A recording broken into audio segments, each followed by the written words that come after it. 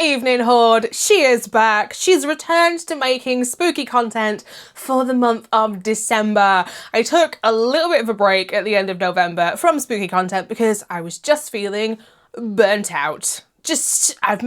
I've consumed a lot of horror this year, and I just felt like I needed to take a few days, which turned into nearly 2 weeks, just to come back in a better mind space, because at the end of the year, as you'll see, you're getting quite a few chunky back-to-back videos going forth every single Friday. So I thought, why not come back and start with every single horror movie that I ended up watching in November. But I'm also going to throw in a bonus recommendation at the very end for my gamer ghouls here within the Horde.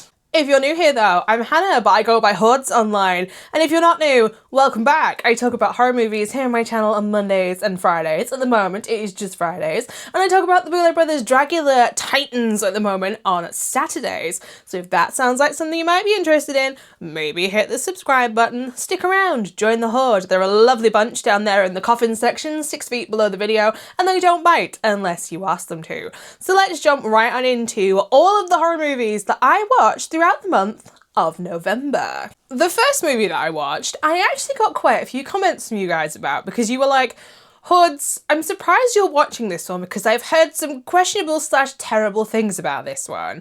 And that is Brute 1976 from 2025. In 1976, a group of people in the desert for a photo shoot to celebrate the bicentennial unity sweeping across the nation stumble across an abandoned town called Savage, but they are not alone. A family of masked psychopaths have claimed Savage as their own and are hell-bent on living up to its name. This was also the first movie I reviewed here on my channel in November, and after watching it, I can honestly say I see why some of you had concerns about this one. This is an homage to 70s horror movies like The Hills Have Eyes and The Texas Chainsaw Massacre, but what they didn't say is basically it has copied both of these movies to the point where the teacher could glaringly obviously tell that it was the same homework copied twice.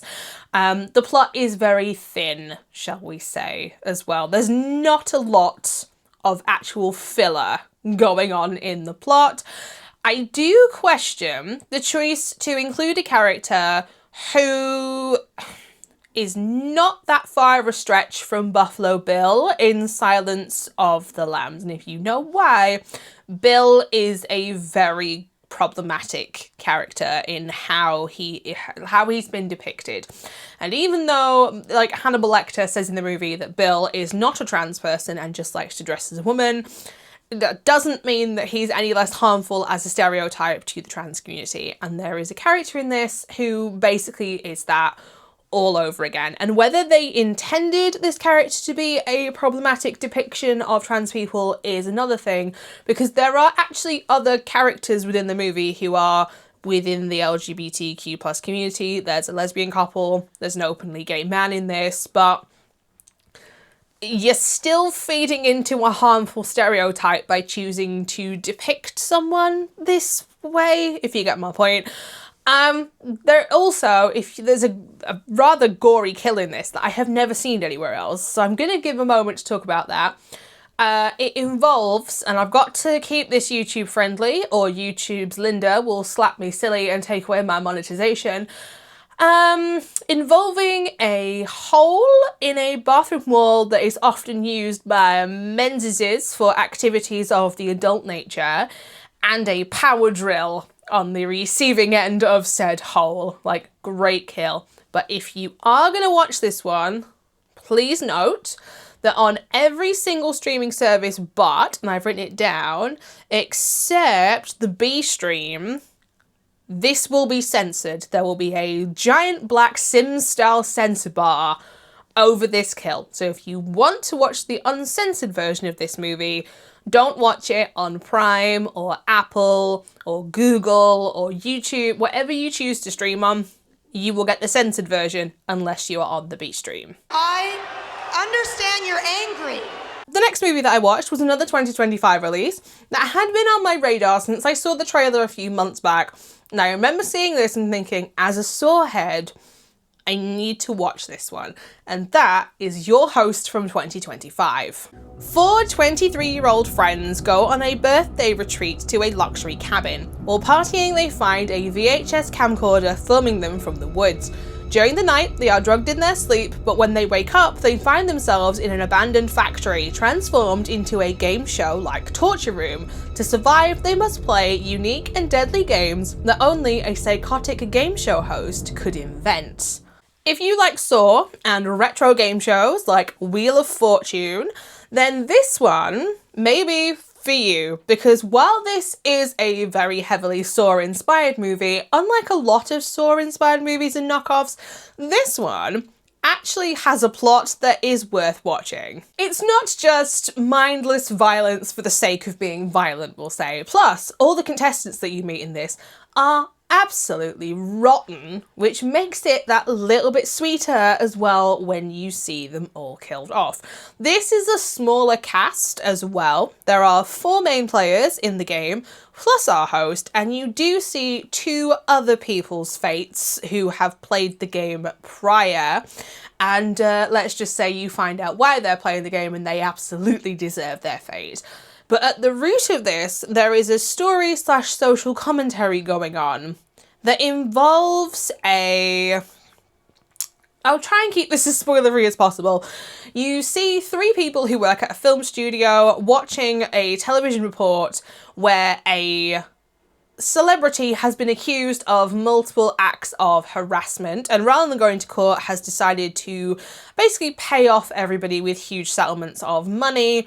These 3 people are in need of money, so decide to lie and create a story that this has been happening to them by a different celebrity who has not done any of these things, and it is absolutely life-ruining. And let's just say the consequences of their actions come swift and fast, multiple years down the line. Hence me saying, yes, it's a Saw-inspired movie, but it's also a Saw-inspired movie that's got an actual intelligent plot behind it that is worth telling, because this is something that we are seeing played in the media quite frequently.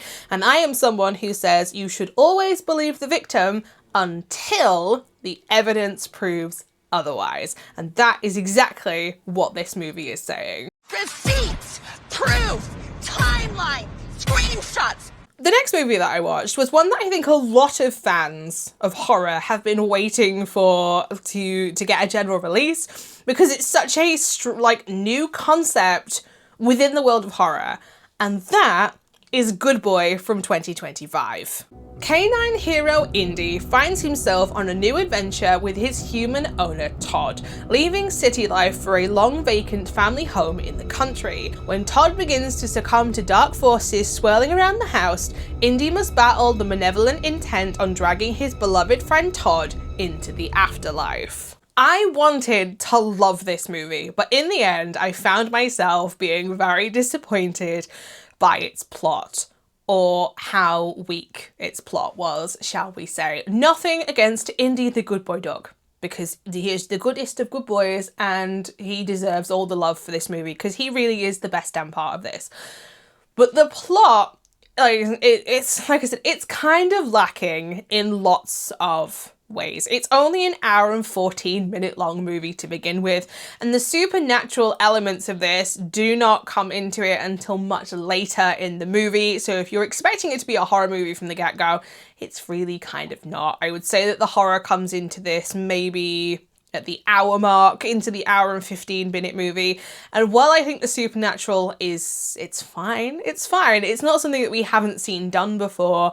I think the fact that this is told from the perspective of the dog is what is helping this movie get traction behind it, because you have probably seen this movie, unfortunately, from the perspective of a human. Plus, you would not want to be one of the human actors in this movie because you've been completely overshadowed by the dog, and you could probably remove all of the human actors besides Todd, and it wouldn't make any difference whatsoever.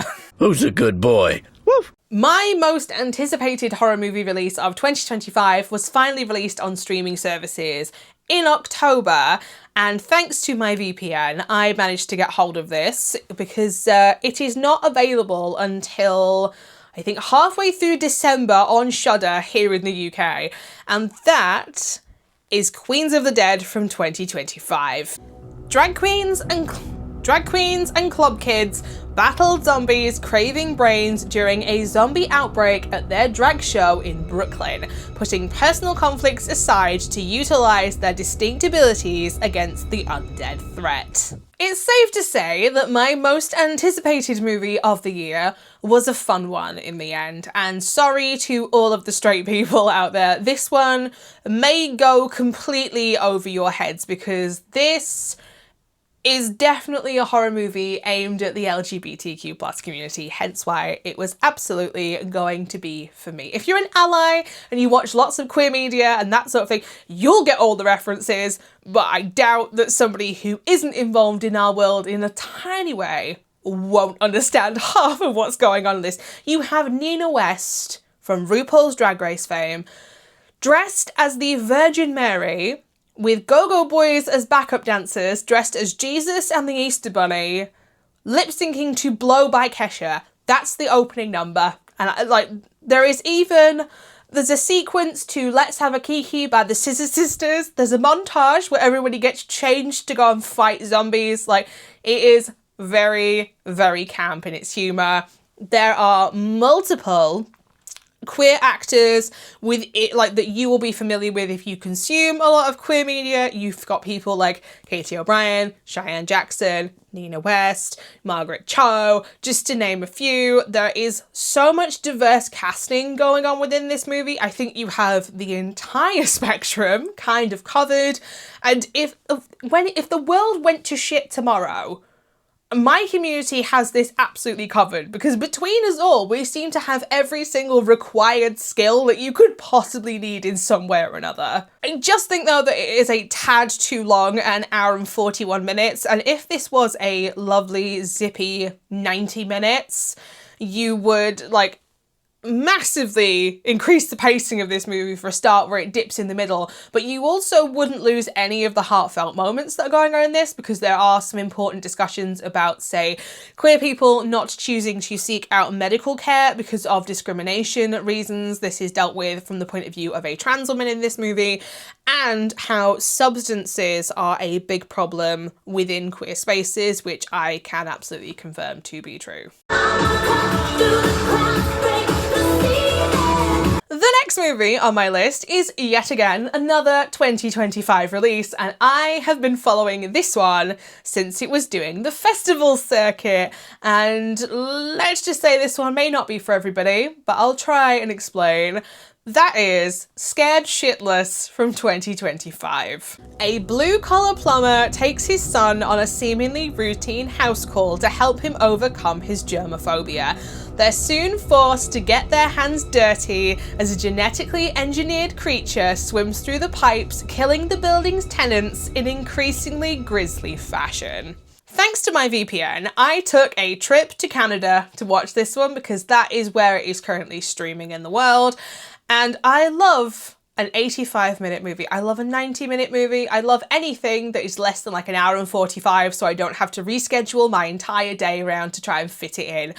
And this has turned out to be a little bit of a hidden gem. And do not let the name of this one fool you because this is not a scat horror movie in any kind of way. That honour still goes to Septic Man from 2013, 2014.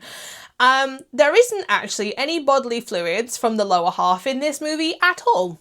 There is once where somebody throws up and then there's lots and lots of blood there. So don't go into this one thinking that it is going to be a gross out horror movie in any kind of way. As we know, I quite like a gross out movie, but it isn't one of those. If you think that this one was just going to be gross, lots of bodily fluids that come out of your lower half, it's not. It's absolutely not that. The best way that I can sell Scared Shitless to you is to say it is kind of like if the Ghostbusters was a duo of a father and son, and instead of trying to get ghosts, It was a genetically made parasite that is crawling through the pipes of a residential building and coming up through people's like sinks and toilets and shredding them to pieces with its tiny like little feral teeth. Like, it is equal parts weird, funny, and very gory. There's a lot of blood in this. And for my gamers out there, you may be familiar with Stephen Ogg, who plays the dad in this, because he is Trevor in GTA 5. And this movie is kind of like, if Trevor wasn't quite so wild and out there and was a plumber, there's definitely elements of Trevor going on in Dad in this, because Dad is a machine. It's a lower budget indie horror movie that doesn't for a second feel like a lower budget indie horror movie, and that is the biggest compliment that I can possibly give. If you like weird, off the wall, insane horror comedies, and as the queen of those sort of movies, I recommend seeking this one out, because it is kind of been, I will say, it's a hidden gem that not many people seem to be talking about for the year. A gem! The next movie that I watched because I saw a reel on Instagram from one of the actors that was in the movie, and I saw it and went, that looks interesting, I will watch that one. And that is The Unholy from 2021. A hearing-impaired girl is visited by the Virgin Mary and can suddenly hear, speak, and heal the sick. As people flock to witness her miracles, terrifying events unfold. Are they the work of the Virgin Mary or something more sinister? So the reel that I saw on Instagram happened to be by the girl who plays the Virgin Mary in this, or the not quite so Virgin Mary thing that this girl is thinking she's hearing. And the girl that plays her is actually a contortionist, and the way that she moves and contorts her body is so fascinating to watch. Like, she is incredibly talented, and it's possibly the best part of the entire movie. The actor that plays Negan in The Walking Dead, I tuned out in season 5 when he turned up because I was way less interested. He is in this as a journalist who has a reputation for faking stories. He comes to town looking for a potential news story to try and get back into everybody's good books, and stumbles across this story after he breaks a doll that he finds inside a tree. This is in the first 5 minutes. And from this point onwards, this girl starts hearing things that she thinks is the Virgin Mary talking to her. She thinks a tree is talking to her.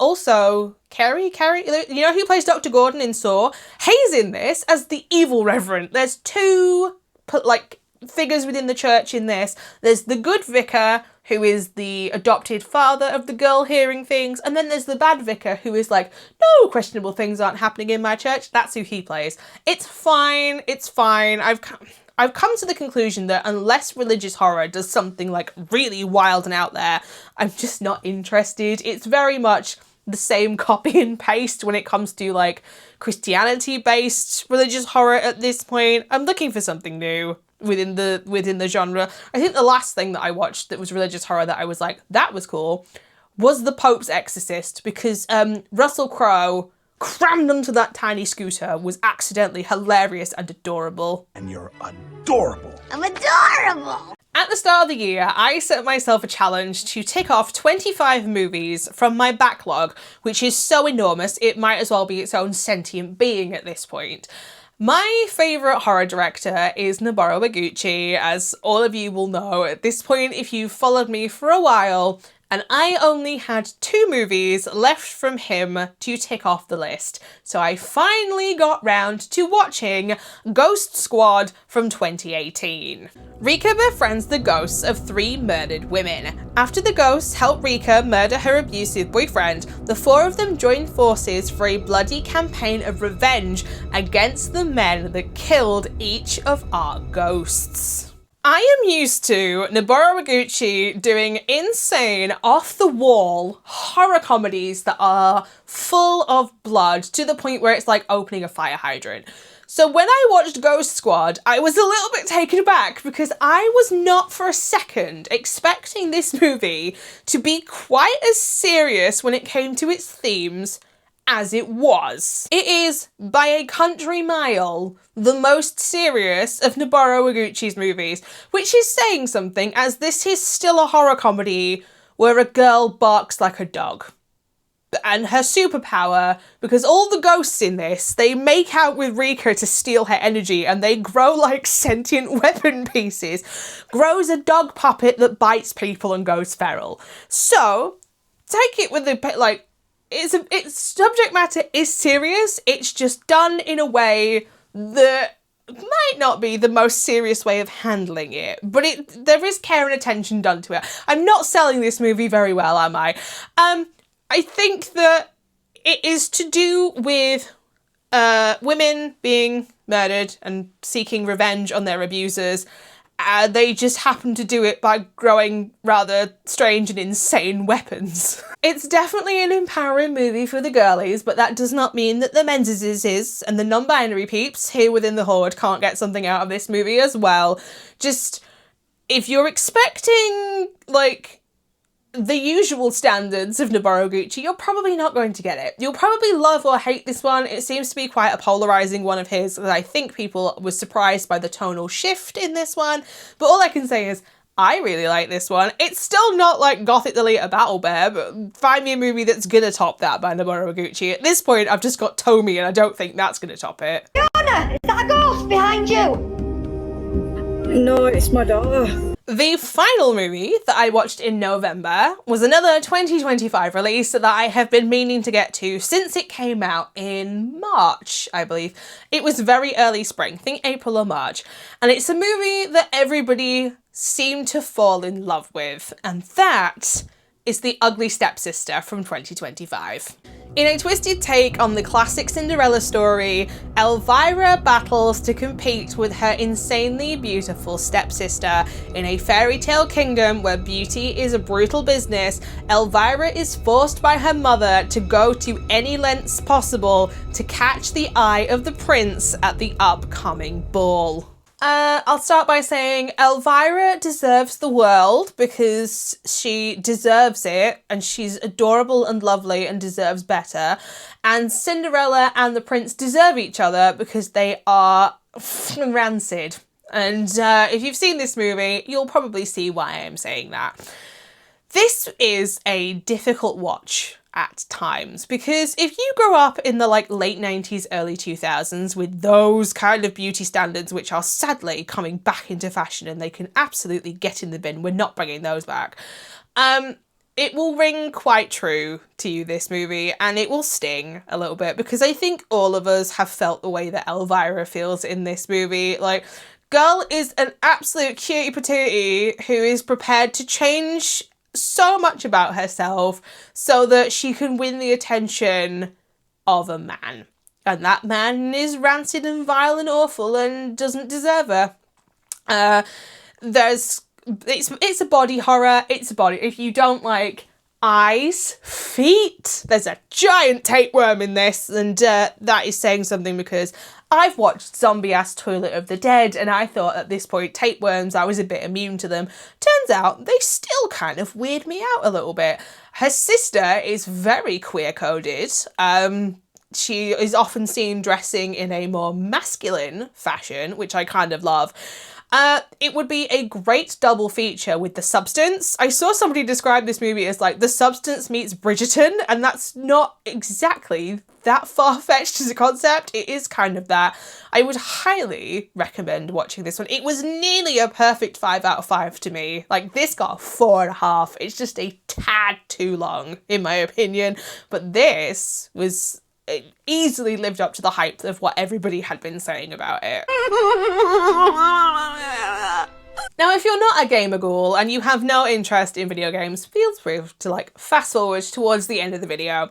But while I was taking my little break, I decided to play a couple of things from my back catalogue, because it is almost as enormous as my movie back catalogue at this point.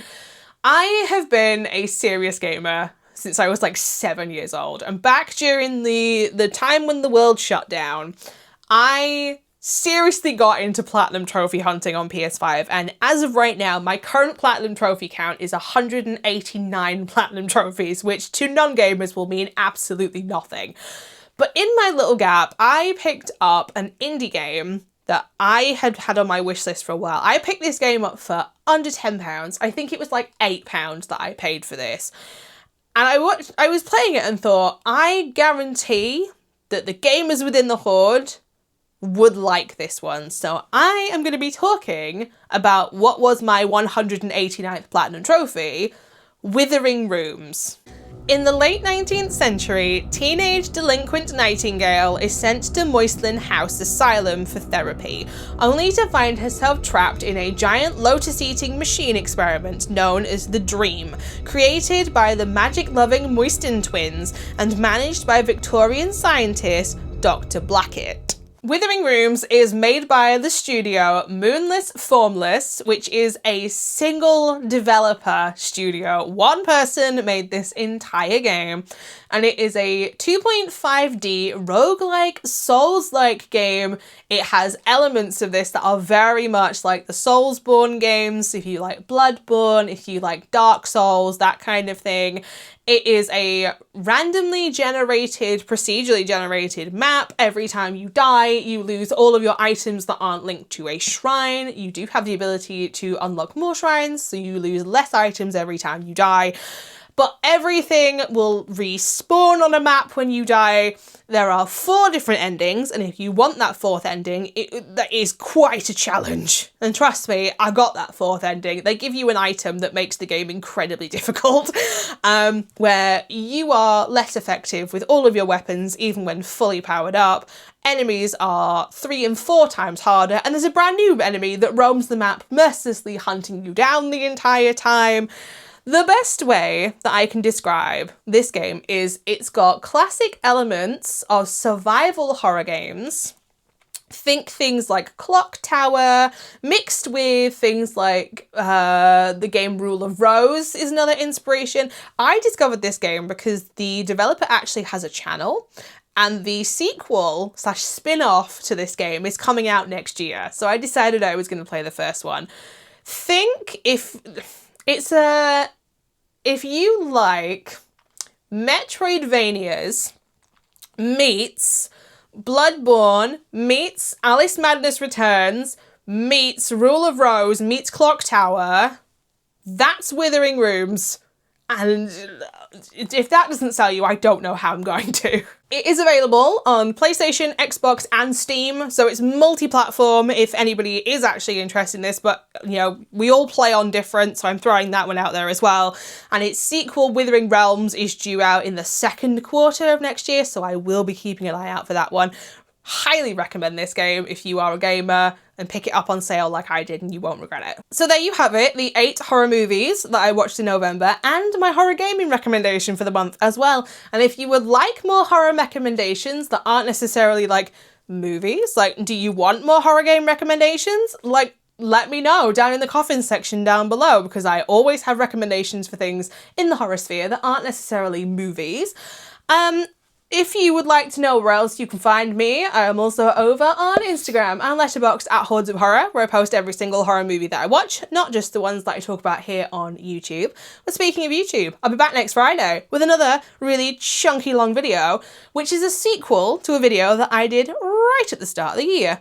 In the beginning of the year, I picked 25 movies off of my backlog to try and tick off, and I am now going to be holding myself accountable and revealing just how many of those movies that I actually watched. And I have a feeling that it's not going to have gone so well. But I did say at the start of the year as well, it will either be I've watched all 25 or I forgot about the list in general, so we're gonna find out. So, until next time, bye. A special thank you though to my regenerators here within the Horde for their support over on Patreon.